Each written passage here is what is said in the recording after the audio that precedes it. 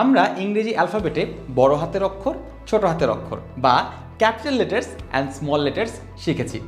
যে কোনো শব্দের প্রথম অক্ষরটিকে ক্যাপিটাল করে দেয়াকেই ক্যাপিটালাইজেশন বলে।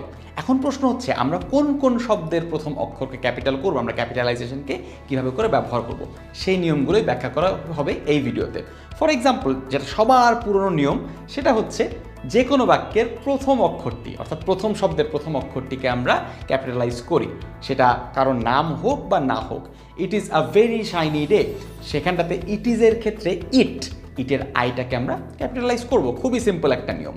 তারপরেও অতি প্রচলিত একটা নিয়ম আছে, সেটা হচ্ছে যে কোনো নাম বা প্রপার নাউনকে আমরা ক্যাপিটালাইজ করি, অর্থাৎ তাদের প্রথম অক্ষরটিকে আমরা ক্যাপিটাল লেটার ইউজ করি। ফর এক্সাম্পল, ঢাকা, বাংলাদেশ, সাকিব, আয়মান, আরমান, এই যে কোনো ধরনের নামের প্রথম অক্ষর আমরা অবশ্যই ক্যাপিটালাইজ করব।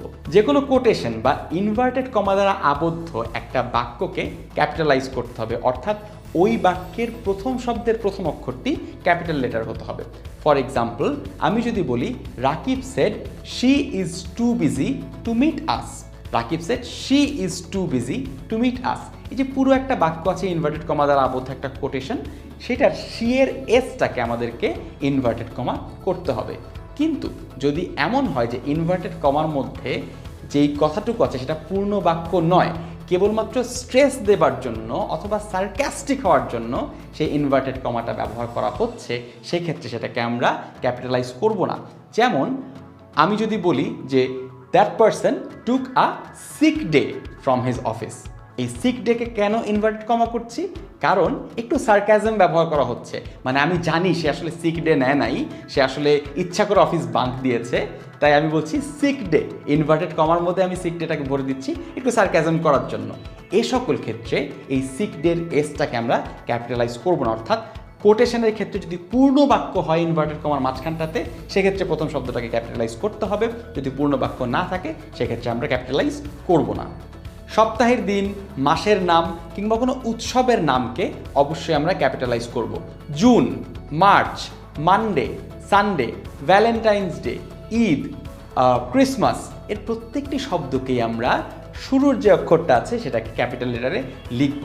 কিন্তু সিজনের নামকে আমরা ক্যাপিটালাইজ করব না। আমরা যদি বলি স্প্রিং, স্প্রিংয়ের এসটা ছোট হাতের হবে। আমরা যদি বলি সামার, সামারের এসটাও ছোট হাতের হবে, সেক্ষেত্রে ক্যাপিটালাইজেশন হবে না। কোনো সিনেমা বা বইয়ের নামের বেশিরভাগ শব্দকেই ক্যাপিটালাইজ করা হয়, কেবলমাত্র প্রিপোজিশন, আর্টিকেলস এবং কনজাংশন বাদ দিয়ে। এছাড়া যত নাউন আছে, ভার্ব আছে, প্রোনাউন আছে, তার প্রত্যেকটি শব্দের প্রথম অক্ষরকে আমরা ক্যাপিটালাইজ করব। দ্য শশ্যাঙ্ক রিডেম্পশন, দায়ের টি তো বড় হাতের হবে যেহেতু এটা প্রথম শব্দের প্রথম অক্ষর। শশ্যাঙ্কের এসটি বড় হাতের হবে, রিডেম্পশনের আরটিও বড় হাতের হবে। To kill a mockingbird, খুবই important, to kill a mockingbird, to এর টি তো অবশ্যই বড় হাতের হতে হবে কারণ এটি প্রথম শব্দ। কিলের কেটাও বড় হাতের হতে হবে। এই এ শব্দটি একটি আর্টিকেল, তাই এটিকে আমরা ছোট হাতে দিব। মকিং বার্ডের এমটাকে আমরা বড় হাতে দিব। অর্থাৎ এই বইয়ের টাইটেল কিংবা সিনেমার টাইটেল, এই ধরনের টাইটেলগুলোতে আমরা noun, pronoun, verb, adjective, adverb যত শব্দ আছে সবগুলোকে ক্যাপিটালাইজ করব, প্রিপোজিশন, আর্টিকেল এবং কনজাংশনকে ক্যাপিটালাইজ করব না।